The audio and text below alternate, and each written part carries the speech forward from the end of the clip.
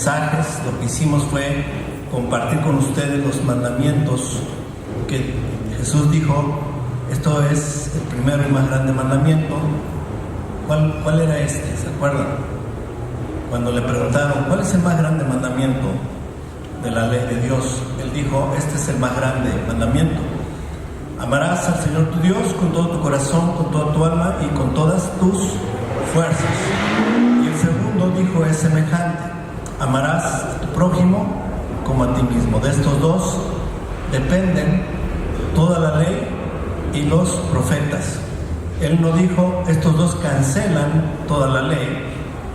Él no dijo, estos dos sustituyen a toda la ley, sino que dijo, de estos dos dependen. Ahora, si usted tiene una Biblia con números Strong y busca la palabra dependen en el diccionario Strong, van a encontrar que la palabra dependen ahí utilizada en el griego significa fundamentan, sostienen, cuelgan, se sostienen de. Entonces, cuando Jesús dijo, de estos dos dependen, lo que está diciendo es que la base de todos los demás mandamientos de Dios está en estos dos. El amor es la base de todos los mandamientos de Dios. El primero, el amor a Dios. El segundo, el amor al prójimo. Si tú amas verdaderamente a Dios, podrás cumplir los mandamientos de Dios. Si tú amas verdaderamente a tu prójimo, podrás hacer bien al prójimo. Todo lo demás, por ejemplo, no mentirás, no defraudarás, obviamente no matarás, no dirás falso testimonio contra tu prójimo, etcétera, van a depender del amor que tú tengas por tu prójimo. Y también todo lo que tiene que ver con la obediencia a Dios, el honrar a Dios y todo lo que tiene que ver con obedecer a Dios, someterte a su autoridad, va a depender del amor que tengas con Dios. Porque realmente tu sometimiento es posible gracias al amor, no necesariamente al miedo. Y de hecho la Biblia no nos pide que tengamos miedo a Dios, sí nos habla del temor a Dios, pero el temor reverente, el temor como el hijo tiene a un padre, ¿verdad? Un hijo tiene temor cuando se portó mal, él sabe, cuando llegue el papá, alguna consecuencia habrá, hay un temor, pero no quiere decir que deja de amar a su padre, es un amor con un temor reverente, esa es la idea.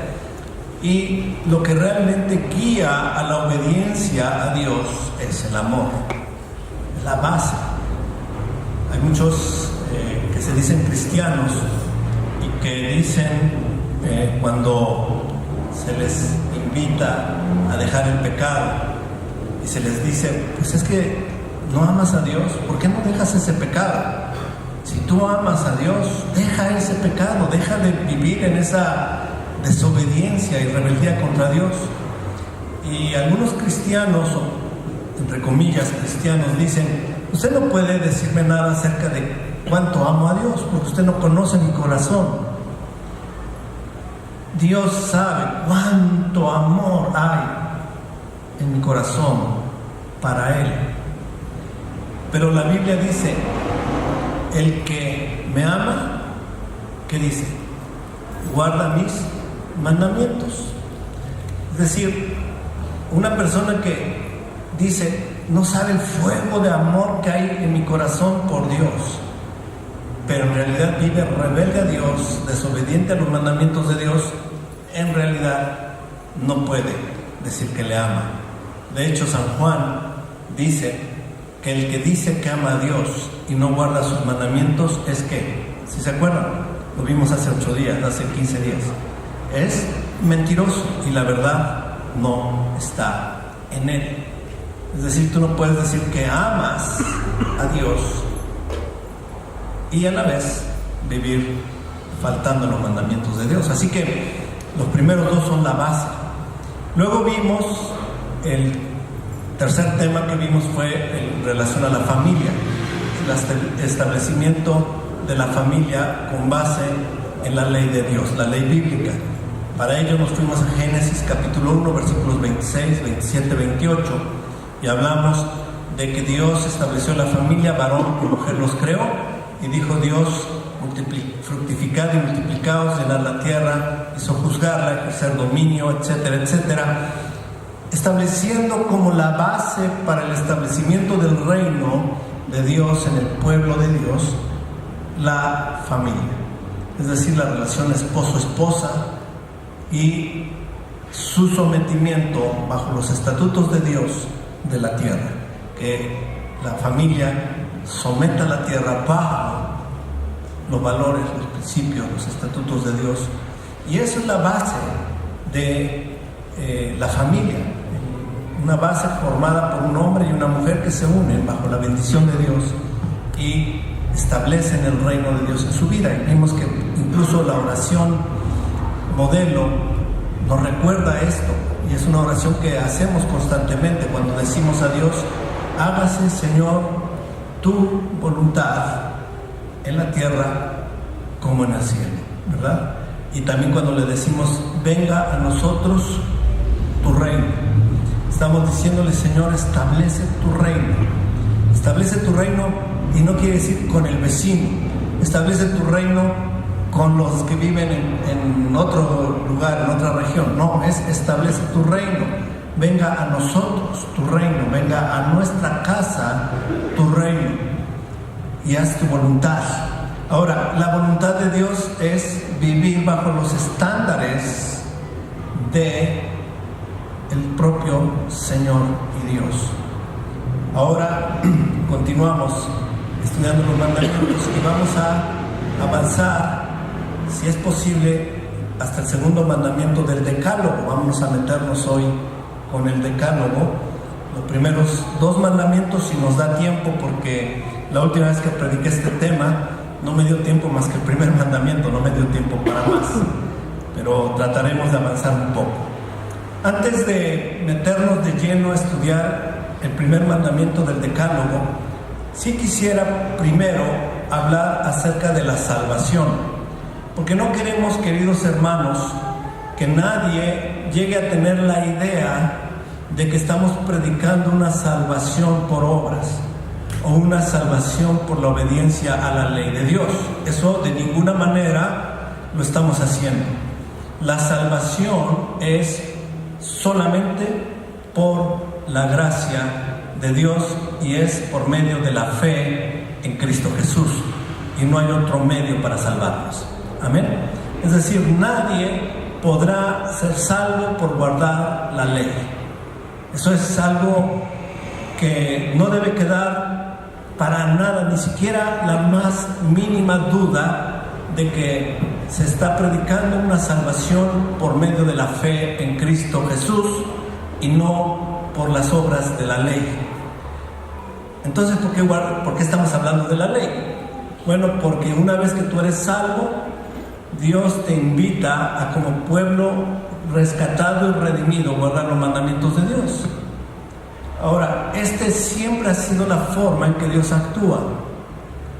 De hecho, cuando Dios sacó a Israel de Egipto, ellos eran esclavos, ellos eran un pueblo esclavizado bajo Faraón, y Dios los rescató, los redimió, los sacó de la esclavitud, los llevó cruzando por el Mar Rojo, abrió el mar, cruzó el pueblo por el medio del mar en seco. Cuando los egipcios, el ejército de los egipcios quiso ir tras ellos, cuando ellos ya habían cruzado el mar, comenzaron a cruzar por el mar, por el medio del mar. ¿Y qué sucedió? Ustedes saben la historia bíblica. Se cerró el mar y el ejército pereció ahogado. De esta manera Dios dio la salvación a Israel. Ahora, para poderlos sacar de Egipto, usted recuerda que se celebró la primera Pascua, que un cordero fue sacrificado y la sangre del cordero colocada en los postes y dinteles de las puertas de las casas de los hijos de Israel. Y vino el ángel de la muerte Y cuando había la sangre, dice el Señor en su escritura, dice: y yo veré la sangre y pasaré por alto por aquella casa, y no habrá juicio sobre esa casa. ¿Qué es lo que Dios estaba haciendo? Era un simbolismo, era una forma simbólica de hacer mención de la sangre del Cordero que habría de venir para librarnos del juicio de Dios, y ese Cordero es Cristo Jesús. En ese tiempo, un cordero sin mancha y sin defecto era sacrificado, fue sacrificado. La sangre fue colocada en los postes y dinteles de las puertas, y cuando el ángel de la muerte pasó, los hebreos, las casas de los hebreos se libraron del juicio de Dios, y entonces vemos que Dios los redimió, los compró, los sacó de la esclavitud. ¿Ya guardaban la ley en ese tiempo? No, eran esclavos, estaban perdidos, eran idólatras, fueron sacados de Egipto en esa condición, redimidos, aún siendo pecadores. Los sacó Dios de la esclavitud, los llevó a la tierra de Oreb, monte Oreb, que es el Sinaí, y estando en el Sinaí Dios les dio su ley, les dio los mandamientos. Y eso es lo que Dios hace. Dios rescata nuestras vidas de la esclavitud, del pecado bajo Satanás, nos da la libertad para ser un pueblo redimido y rescatado, y ahora nos invita a guardar su ley. Así que la ley no es para salvarnos, Dios ya nos salvó. La ley es para vivir en los estándares del reino de Dios. De eso se trata. Así que quiero hacer mención y ver las claras enseñanzas de la Biblia acerca de una salvación por medio de la fe en Cristo Jesús y por la gracia de Dios.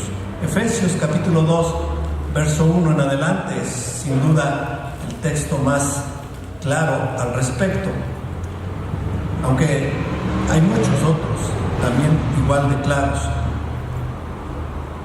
pero por ser tan directo nos da mucha instrucción evidentemente al respecto de la salvación por medio de la gracia. Dice así, Efesios 2.1, lo leo, y de 2.1 en adelante, dice: y Él os dio vida a vosotros que estabais muertos en vuestros delitos y pecados, en los cuales anduvisteis en otro tiempo, según la corriente de este mundo, conforme al príncipe de la potestad del aire, el espíritu que ahora opera en los hijos de desobediencia, entre los cuales también todos nosotros en otro tiempo vivíamos en las pasiones de nuestra carne, satisfaciendo los deseos de la carne y de la mente, y éramos por naturaleza hijos de ira, lo mismo que los demás. Aquí Pablo primero describe nuestra condición: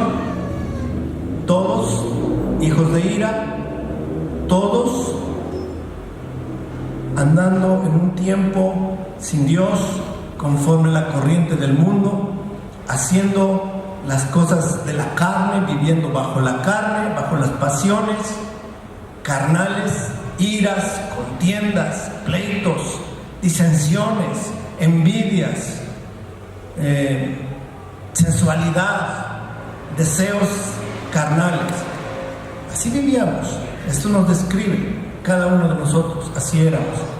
Luego dice en el verso 4: pero Dios, que es rico en misericordia, por causa del gran amor con que nos amó, no por causa de nuestra buena conducta, no por causa de qué buena gente es esta persona. Debo reconocer, queridos hermanos, que en un tiempo yo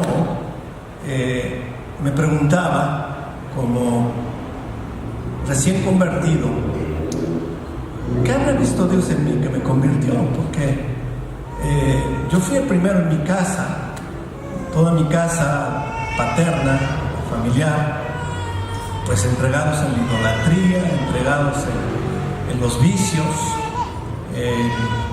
Mis primos, tíos, pues ya cuando yo tenía una edad de 18, 19 años, reuniones familiares no eran sino de borracheras, y muchas de esas reuniones terminaban en pleitos. Había pleitos ahí. Alguna vez mi padre con el ojo morado porque se peleó con mi tío, bueno, y un día llegó Cristo a mi vida. La verdad es que yo, cuando Cristo llegó a mi vida, me preguntaba, ¿qué vio Dios en mí? Algo vio Dios en mí, yo creo, porque dentro de esta familia me salvó. Pero poco a poco comprendí en la Escritura, no fue por mis méritos, no fue por mí. Yo ningún mérito tuve, nada bueno hubo en mí, nada bueno hubo en mi vida para que Dios dijera, voy a salvar a este muchacho Leonardo. Nada bueno hubo en mí. Yo creo que eran los peores. Pero Dios dice, por el gran amor con que nos amó, aun cuando estábamos muertos, en el verso 5 dice, en nuestros delitos nos dio vida juntamente con Cristo, y vean, por gracia habéis sido salvados. ¿Qué significa la palabra gracia? En hebreo, gen, y en griego, se me fue la palabra ahorita me la recuerdo. ¿Qué significa esta palabra? Significa un regalo sin que el receptor tenga mérito alguno para recibirlo.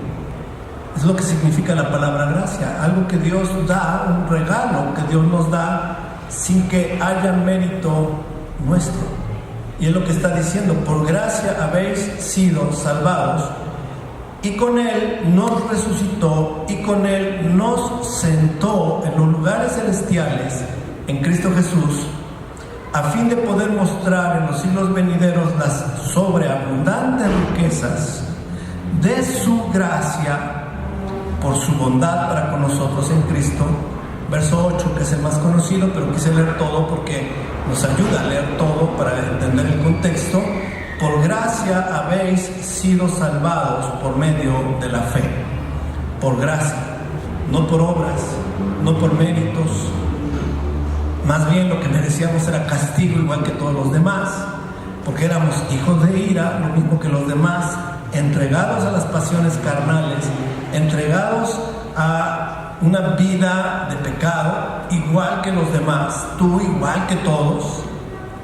Y nadie de aquí puede decir, no, yo no, en realidad yo no fui tan malo. Yo ni robaba, ni asaltaba bancos. Bueno, tú puedes decir lo que quieras, pero la verdad es que si tú analizas bien tu vida, eras tan pecador igual que todos los demás. Y entonces dice la Biblia, Dios te salvó, no por tus méritos, no por tu buen comportamiento. Y si de verdad has sido salvado, si en verdad eres hijo de Dios, esto lo hizo solo por su gran amor, con que nos amó, por su gracia y por medio de la fe en Cristo. Verso 8, porque por gracia habéis sido salvados por medio de la fe, y esto no de vosotros, sino que es un don de Dios. Verso 9, no por obras, para que nadie se gloríe. No por obras para que nadie diga, me lo merezco. Yo soy salvo porque Dios vio lo bueno que yo era. No por obras. Nadie puede decirlo. No por obras para que nadie se gloríe, porque somos hechura suya. Ahora vean el siguiente versículo, en este versículo. Creados en Cristo Jesús para hacer buenas obras. Una vez que hemos sido salvados, no se trata de, ok, hijo, ya eres salvo, vete a la vida y sigue viviendo la vida como quieras. Ya no se trata de eso.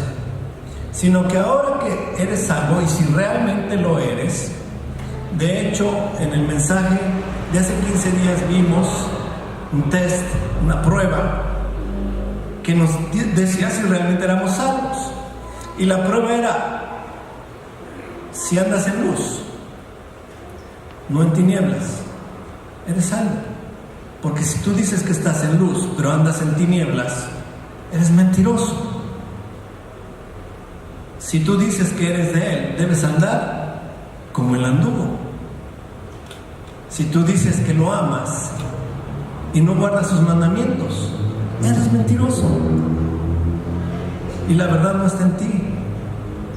Y así por el estilo vimos cada uno de los 8 test o pruebas que indican si realmente eres salvo. Si tú realmente eres creyente en Cristo, si la gracia salvadora de Dios llegó a tu vida cambia. Hay una evidencia de que realmente Cristo vino a tu vida. Ya no andas en las borracheras con los muchachos. Ya esas cosas que antes hacías, dices, ¿cómo no es que yo lo hacía? ¿Cómo yo andaba en esas cosas? Hay un dolor, una vergüenza por haber hecho esas cosas. Si eres hijo de Dios verdaderamente, algo cambió en tu vida. Dios mandó su espíritu a tu corazón y cambió tu vida.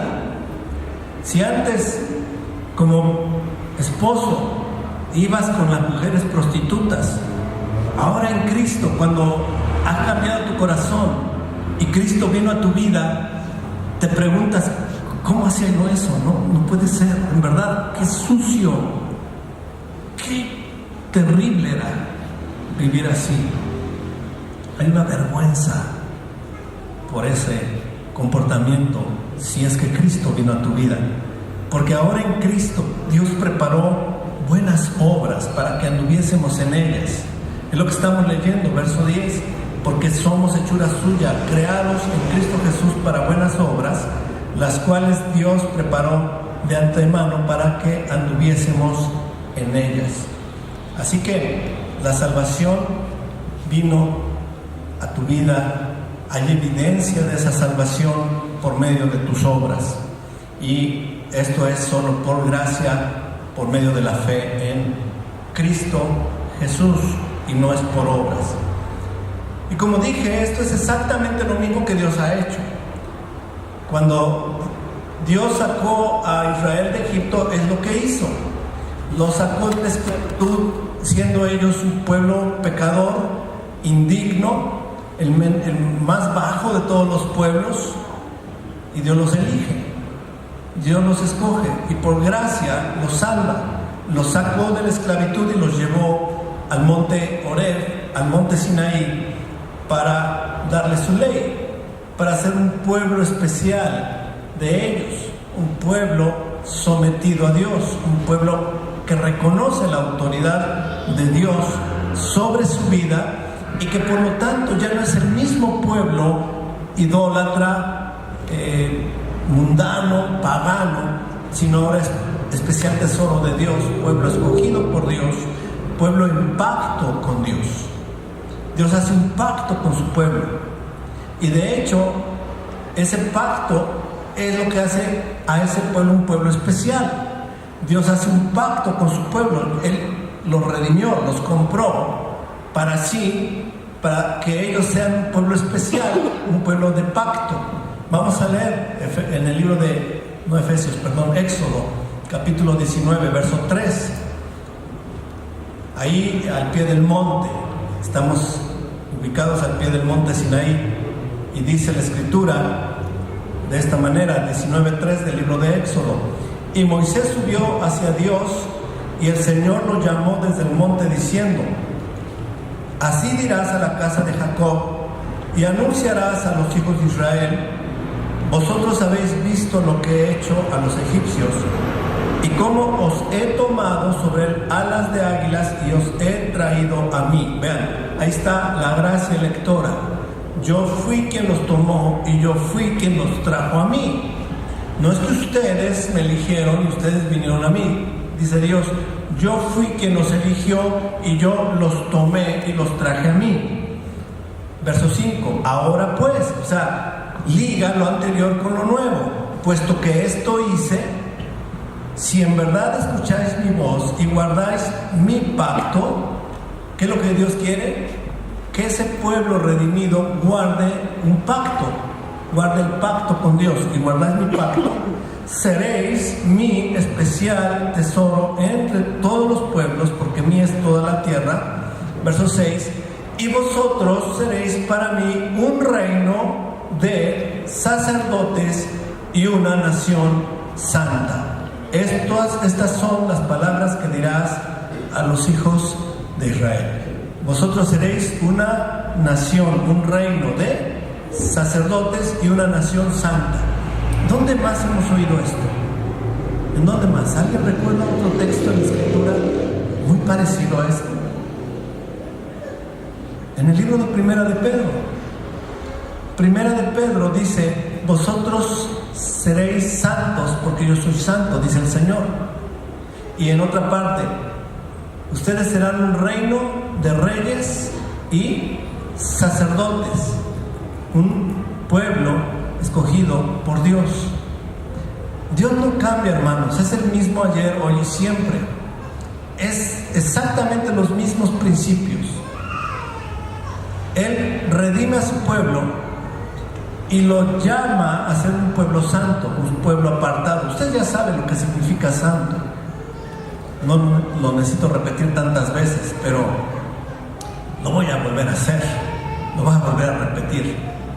La palabra kadosh en hebreo, que se traduce santo, significa literalmente cortar y separar. Cortar, como cuando una mujer corta en la cocina la zanahoria, corta y separa, cortar y separar. Ustedes son un pueblo santo, un pueblo que sabe que Dios los está cortando y los está separando para que no sean igual que el resto del mundo. Si usted se parece al mundo, usted no es hijo de Dios. Es así de sencillo. Otra de las pruebas que vimos: el que ama al mundo y las cosas que están en el mundo no es de Dios. Porque las cosas del mundo, los deseos de la carne, los deseos de los ojos y la vanagloria de la vida no provienen de Dios, sino del mundo. Entonces, Dios nos llama a un pueblo santo y luego nos instruye su palabra, nos da su ley para que por medio de ese pacto nosotros vivamos y seamos obedientes, seamos diligentes, cuidadosos en guardar ese pacto con Dios, un pacto de obediencia. En Deuteronomio capítulo 28, verso 1, Dios promete bendiciones cuando nosotros actuamos de esa manera. 28:1 al 14, de hecho, pero no voy a leer todo porque tardaría. Dice: y sucederá que si obedeces diligentemente al Señor tu Dios, cuidando de cumplir la mitad de sus mandamientos, así dice. ¿Cuántos mandamientos debemos cumplir? Todos sus mandamientos, cuidando de cumplir todos sus mandamientos que yo te mando hoy. El Señor tu Dios te pondrá en alto sobre todas las naciones de la tierra, y todas estas bendiciones vendrán sobre ti y te alcanzarán si obedeces al Señor tu Dios. Quiero que ustedes noten que la bendición no es sinónimo de salvación. Ya es un pueblo salvado, ya es un pueblo redimido, ya es un pueblo rescatado. La obediencia se debe y el pacto se deben precisamente a esa condición de pueblo redimido, pueblo rescatado, pueblo que ahora está en pacto con Dios. Y ahora Dios le dice: guarden mis mandamientos, sean diferentes a todos los pueblos, y si ustedes guardan mis mandamientos, todas estas bendiciones vendrán sobre ti. Ahora, hermanos, es lo mismo hoy día. Dios nos redimió, nos salvó por medio de Cristo, nos dio la vida cuando estábamos muertos en delitos y pecados. Pero ahora Dios nos invita y nos llama a ser un pueblo santo, un pueblo apartado, un pueblo obediente a los mandamientos de Dios. Hay mucha situación en familias que se llaman cristianas dolorosas, situaciones dolorosas de divorcios, separaciones, pleitos, problemas, precisamente, queridos hermanos, porque se olvidó el pueblo del pacto, de la ley de Dios. Exactamente eso pasó con Israel.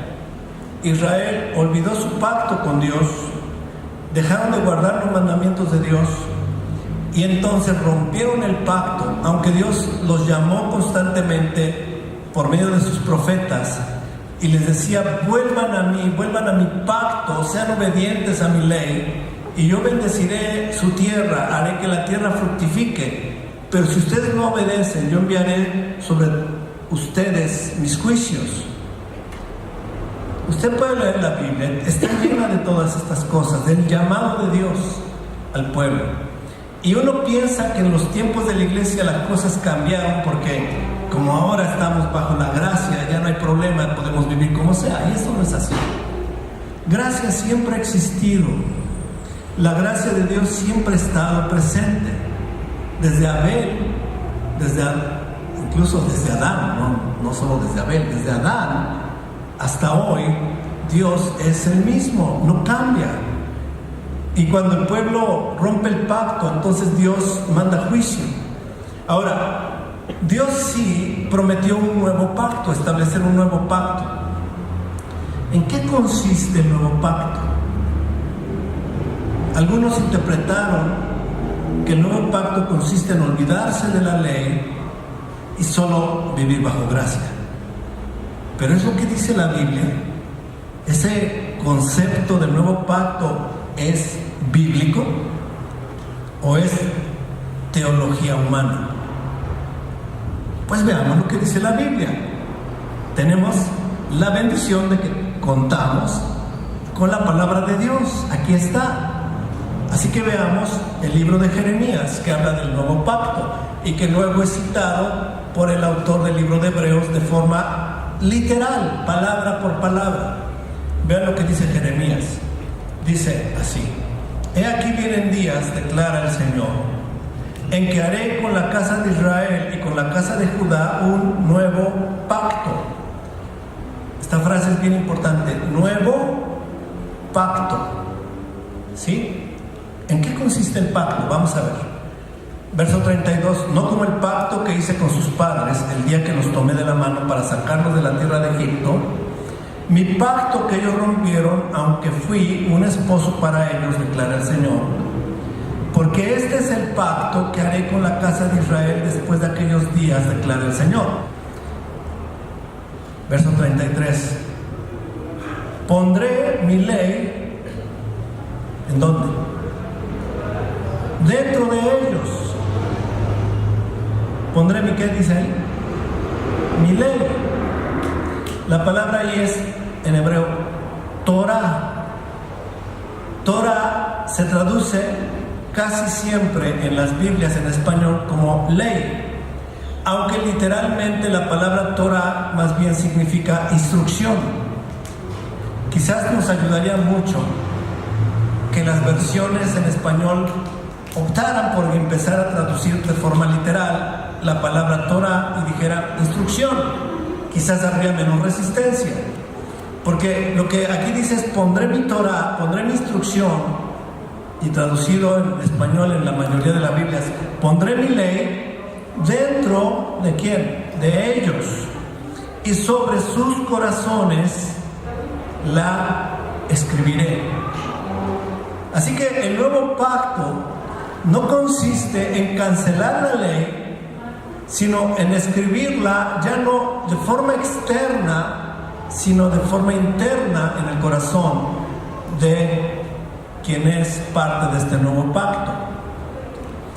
Mire, para que lo podamos comprender, el pueblo de Israel veía a la ley como algo externo, como algo que estaba por fuera, que había que leer y cumplir, pero no era algo de tu ser interno. Pero Dios dice: pondré mi ley dentro de ellos. Ya no la escribiré en tablas de piedra, sino en tablas de carne, del corazón de ellos. 2 Corintios 3:3. Y luego regresamos al texto del profeta Jeremías. 2 Corintios 3:3. Dice así: siendo manifiesto que sois carta ¿de quién? Carta de Cristo. ¿Qué más dice? Escrita no con tinta, sino ¿con qué? Con el Espíritu del Dios vivo. Es decir, ya no está escrito en tinta, sino está escrita, el autor es el Espíritu Santo. ¿Y dónde está escrita? No en tablas de qué, de piedra, sino en tablas de qué, de carne, del corazón. Ahora, regresemos a el texto que estábamos leyendo en Jeremías. Dice así, verso 33: porque este es el pacto que haré con la casa de Israel después de aquellos días, declara el Señor. Pondré que mi ley, ¿dónde? Dentro de ellos, y sobre sus corazones la escribiré. ¿Quién es el que escribe? Lo que acabamos de leer en 2 Corintios 3:3. Es el Espíritu. El Espíritu escribe ya no en tablas de qué, de piedra, sino en tablas de carne, del corazón de nosotros, y yo seré su Dios y ellos serán mi pueblo. Vámonos a Ezequiel capítulo 36, verso 26. Ezequiel 36, 26, que es un texto paralelo a los que estamos ahora leyendo. Ezequiel 36, 26 dice así: además os daré un corazón nuevo y pondré un espíritu dentro de vosotros. Quitaré de vuestra carne el corazón de piedra y os daré un corazón de qué, de carne. Miren, esto es importante y es interesante. La mayoría de predicadores que predican el Evangelio, tiempos modernos, cuando le predican a la gente les dicen: Dios quiere entrar en tu corazón y morar en tu corazón. ¿Sí o no? Se utiliza mucho. Hasta en los folletos de evangelismo dicen: abre tu corazón, y citan Apocalipsis 3:20. Aquí yo estoy a la puerta y llamo. Si alguno abre la puerta, entraré con él, cenaré con él y él conmigo. Y luego agregan abajo: abre las puertas de tu corazón, porque Dios quiere entrar a tu corazón y morar en él. Pero eso no es lo que dice la Escritura en realidad. Incluso se está sacando de contexto el texto de Apocalipsis 3:20, porque el texto de Apocalipsis 3:20 no es un texto de evangelismo. Es una de las porciones de las cartas que están escritas a las 7 iglesias de Asia. Es un texto dirigido a la iglesia, y en la iglesia hay inconversos. Bueno, sí hay algunos, pero está dirigida a creyentes, y está pidiendo a la iglesia que abra la puerta, porque han abandonado los caminos de Dios, han cerrado las puertas a Dios. Y Cristo está diciendo: yo estoy a la puerta y llamo. Si quieren tener comunión conmigo, abran la puerta y yo entraré y cenaré con ellos y ellos conmigo. Es un texto de llamarnos a la iglesia a volver a la comunión con Cristo, pero no es un texto evangelístico para nada. Lo que la Biblia sí dice es que Dios quiere quitar nuestro corazón de piedra. ¿Y cómo es un corazón de piedra? Es un corazón duro e insensible. Un corazón de piedra es duro y no siente. Es insensible al llamado de Dios, es insensible a la palabra de Dios, es insensible al pecado, no siente, no se avergüenza, no vive en ese temor de Dios, porque es un corazón de piedra. Y la Biblia dice: quitaré. Lo que Dios no quiere es habitar en el corazón de piedra, sino quiere quitar el corazón de piedra, arrancarlo de tu vida, arrojarlo al fondo del mar y colocar en tu vida un corazón de carne. ¿Cómo es un corazón de carne?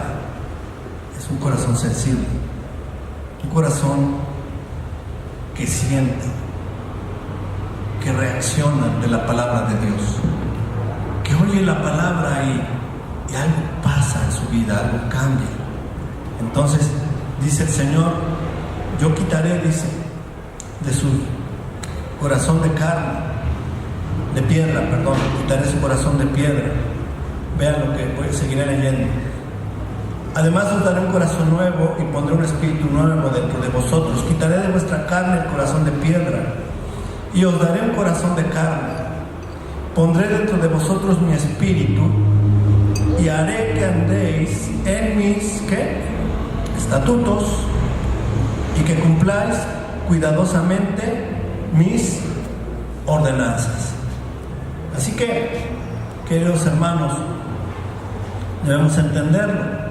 Si nosotros realmente queremos andar en las cosas de Dios, primero necesitamos que Dios cambie nuestro corazón.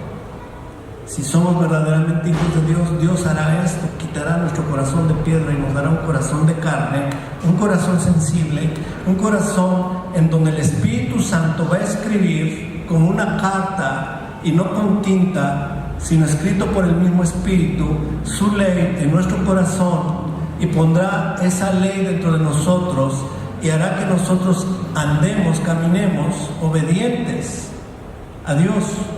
Eso implica que eres un verdadero hijo de Dios. Cuando tú realmente vives esto, cuando tú realmente experimentas esto, y es lo que dice el apóstol San Juan en su Evangelio, San Juan 14:21. Dice, el que tiene mis mandamientos y los guarda, es el que me ama. Y el que me ama será amado por mi Padre, y yo le amaré y me manifestaré a él. Ahora, no sé si ya notaron que es exactamente el mismo procedimiento que Dios hizo con Israel. Los redimió, los sacó de la esclavitud, les dio la libertad, los llevó al monte Sinaí, les dio la ley y les dijo, si ustedes guardan mi ley, yo los bendeciré.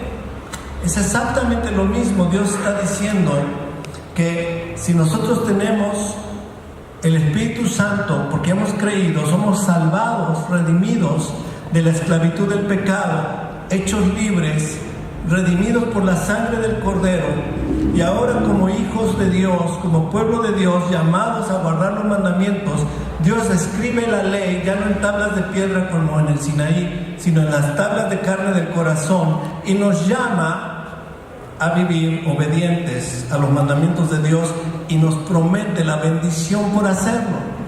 Y el que me ama será amado por mi Padre, y yo le amaré y me manifestaré a él.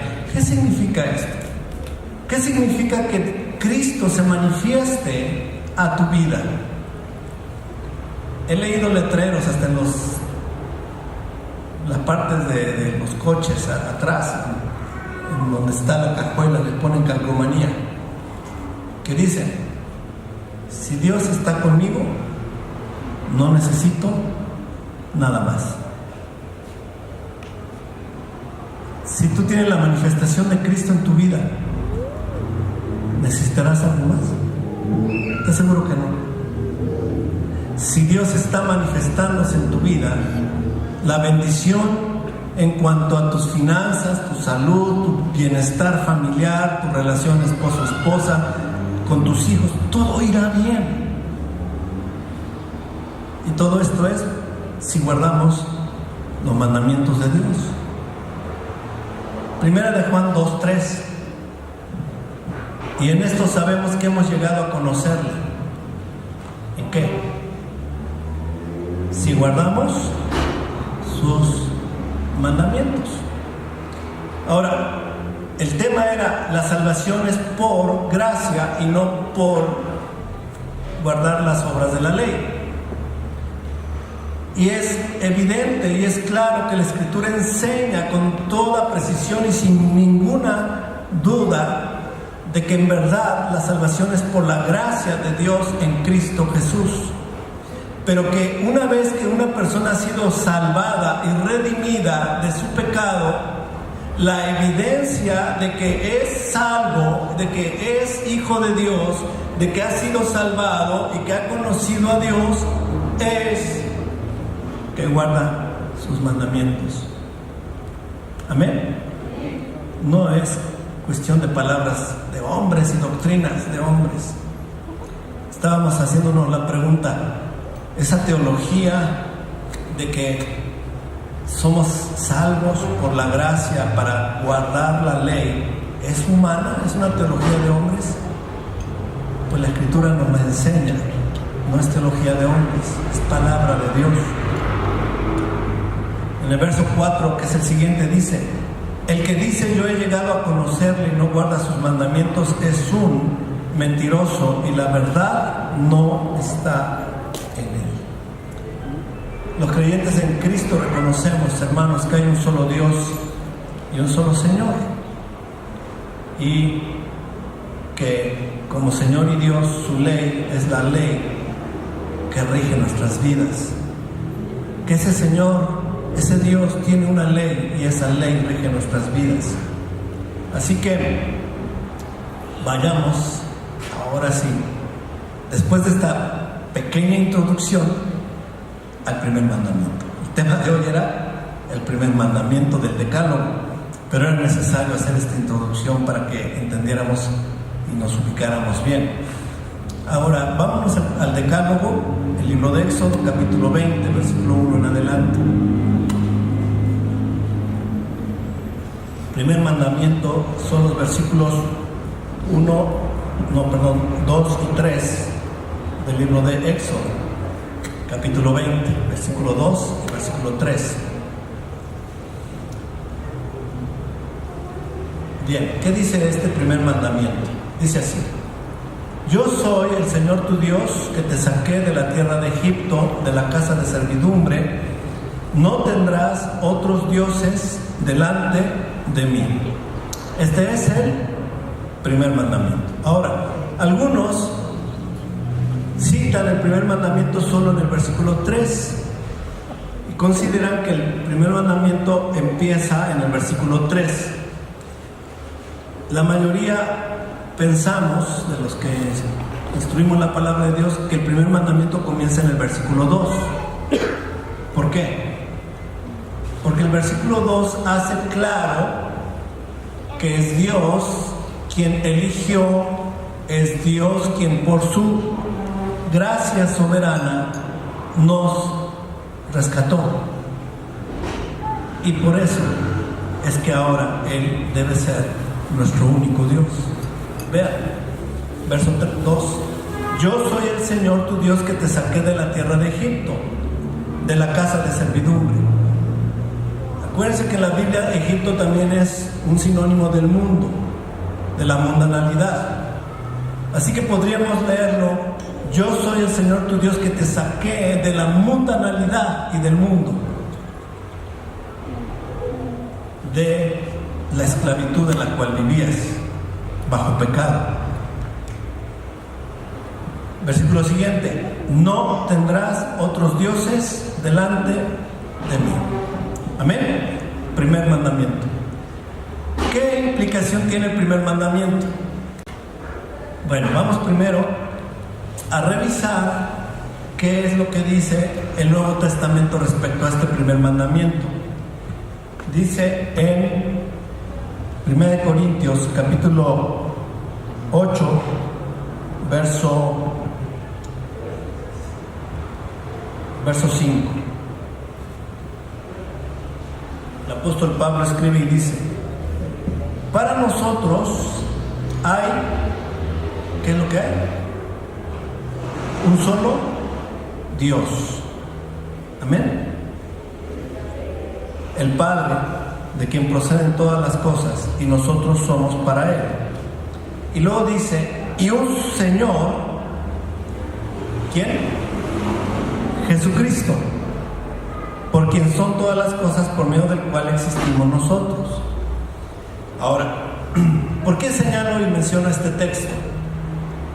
Queridos hermanos, hay muchas personas que tienen la idea de que la ley que hoy debemos guardar ya no es la ley de Dios dada en el Antiguo Testamento, sino la ley de Cristo dada en el Nuevo Testamento. Incluso, en efecto, la Biblia lo menciona, la Biblia menciona la ley de Cristo. En una ocasión tuve un fuerte debate con un pastor. En este debate el pastor me decía: usted lo que quiere es que guardemos la ley del viejo pacto, pero el Nuevo Testamento nos dice que debemos guardar la ley del nuevo pacto, y la ley del nuevo pacto no es la ley de Moisés, sino la ley de Cristo. Entonces la ley que debe usted guardar es la ley de Cristo. Es el argumento que esta persona me decía. Y la forma en que él argumentaba es esta, decía: porque la Biblia dice claramente que existe la ley de Dios, pero luego nos dice que estamos bajo la ley de Cristo. Entonces, si usted guarda la ley de Dios, está desechando a Cristo. Ese fue su argumento. ¿Qué podemos responder a este argumento? ¿Qué dice la Biblia? Para nosotros hay un ¿qué? Solo Dios, el Padre, y un solo Señor. Ay, espérate, Pablo, ya me estás confundiendo.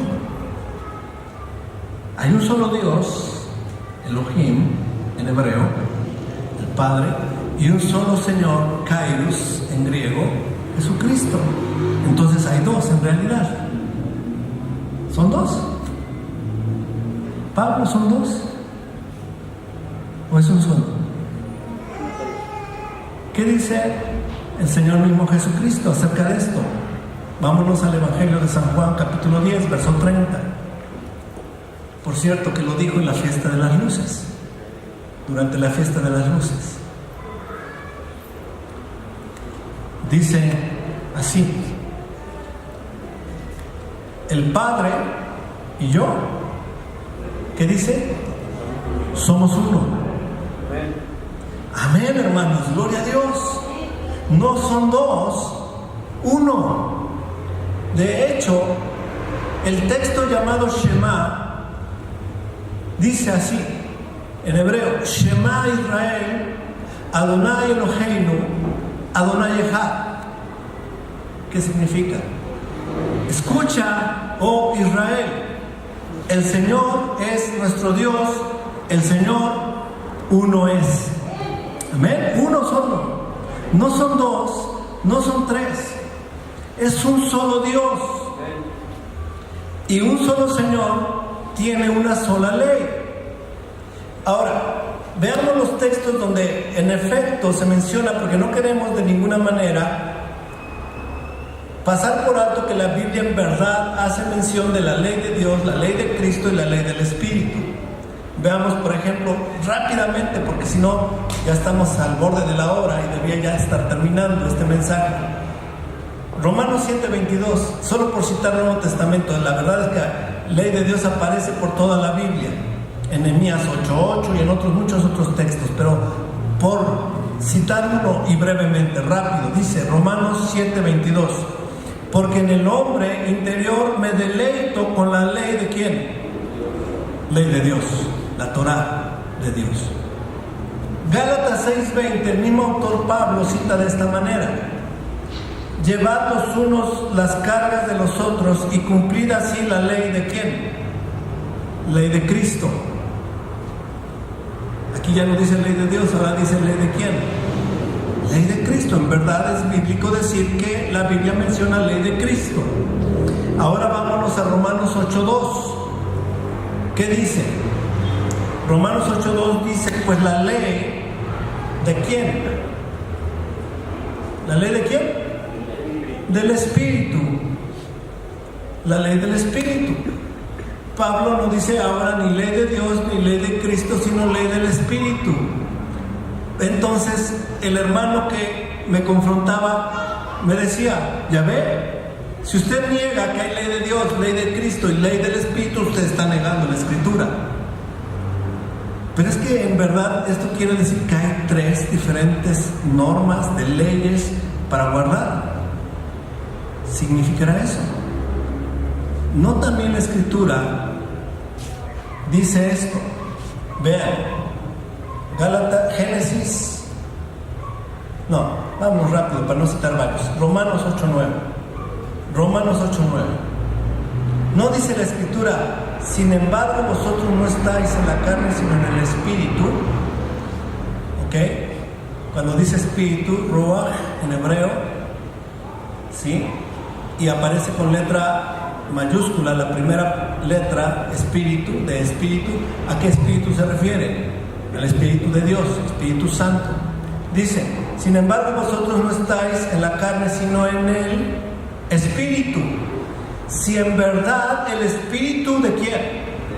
De Dios habita en vosotros. Y si alguno no tiene el Espíritu ¿de quién? De Cristo, el tal no es de él. También hay 2 espíritus entonces. Porque Pablo cita al Espíritu como Espíritu de Dios en un mismo versículo, por cierto. ¿Y Espíritu de quién? De Cristo. Son 2 espíritus. ¿Qué opinan? Pablo está enseñando que hay 2 espíritus de Dios. Un espíritu de Dios y otro espíritu de Cristo. Hay 2 espíritus, no, ¿verdad? Miren, si usted enseña o cree que porque Pablo cita la ley de Dios, la ley de Cristo, está hablando de 2 leyes, es como si usted creyera que Pablo cuando cita ley de Dios y Espíritu de Dios y Espíritu de Cristo, citara 2 espíritus diferentes. Lo que estamos notando con toda claridad es que Pablo no tiene ningún problema en decir ley de Dios y ley de Cristo porque es un solo Dios. No hay 2. Y Pablo dice en otra parte, yo no vivo sin ley, sino bajo la ley de Cristo. ¿Qué está diciendo? Yo guardo la ley del mismo Dios que es Cristo. Así que hermanos, no hay ningún problema. Hay un solo Dios, un solo Señor, una sola ley. No tendrás dioses ajenos delante de Dios. Ya tengo que terminar en 3 minutos. Dios como Dios autoexistente. Dios que es Elohim, autoridad suprema, quien es absoluto, quien no es más que uno solo, y nos llama a no tener ninguno otro que sea Dios para nosotros como hijos de Dios, como creyentes. ¿Qué significa y qué implicación tiene no tendrás dioses ajenos delante de mí? Tienen grandísimas implicaciones, mucho más profundas de lo que tú te puedes imaginar. Porque no tener dioses ajenos delante de Él implica que ninguna otra cosa, ningún otro ser, ninguna otra idea, mentalidad, filosofía, ideología es o puede ser superior a Dios. Sin embargo, muchas personas tienen otros dioses que rigen su vida. Por ejemplo, el dinero. Muchas personas viven con Dios, su Dios, el dinero. Su vida se rige por ello. Sus decisiones en su vida se rigen por ello. Su estilo de vida se rige por ello. Viven por Él y para Él. ¿Para quién? Para su Dios, el dinero. Tienen un Dios ajeno delante de Dios. Otras personas, su Dios es el trabajo. El trabajo es su Dios. Viven para el trabajo. Su mente está en el trabajo. Su corazón está en el trabajo. Sus máximas ilusiones es el trabajo. ¿Su Dios quién es? El trabajo. Ahora, no me malentiendan. No estoy diciendo dejen de trabajar. No estoy diciendo dejen de procurar el bienestar de su familia buscando tener su dinerito. No estoy diciendo eso. Pero ¿quién rige tu vida? Porque cuando Dios es tu Dios, cuando Elohim, cuando el Señor es tu Dios, la verdad, hermanos, vives por Él, para Él. Tu mente está centrada en Él, tu corazón es hacia Él, tus actividades se rigen por Él, aún tu labor de tus manos, la mente la tienes en Él. Respiras en Él y vives en Él y nos movemos en Él. Eso es, no tendrás dioses ajenos delante de mí. Otras personas tienen como Dios, queridos hermanos, tiene grandísimas implicaciones este primer mandamiento: no tendrás dioses ajenos delante de mí. Ya termino mencionando lo siguiente. Este Dios es el Dios autoexistente. Nos recuerda que es por su elección soberana, por su gracia, que Él es nuestro Dios. Este primer mandamiento llama al reconocimiento de el Creador como quien es, supremo en poder, supremo en sabiduría, supremo en majestad, supremo en gloria, en conocimiento, en autoridad. Y esto implica que la verdad expresada por Él a través de su palabra es la verdad. También implica no tener otros dioses. Y esto quiere decir no tener otra ley sobre la ley de Dios. No basarte en otra ley sobre la ley de Dios, y ninguna actividad o pensamiento aparte de su palabra y ley pueden regir tu vida. Sea para alimento, sea para tu actividad, en todo te riges por Él como Dios. Eso es lo que implica. No tendrás dioses ajenos delante de mí, dice el Señor. Termino ya, hermanos, este mensaje. La ley de Dios, la ley de Cristo, la ley del Espíritu se refiere a una misma y única ley. No hay tres leyes diferentes. Y por eso se nos hace el llamado: oye Israel, el Señor nuestro Dios, el Señor uno es. Vamos a ponernos de pie y vamos a darle gracias a Dios por su palabra. Oremos. Padre, gracias por tu palabra en esta mañana, por este mandamiento que hemos estudiado: no tendrás dioses ajenos delante de mí. Primero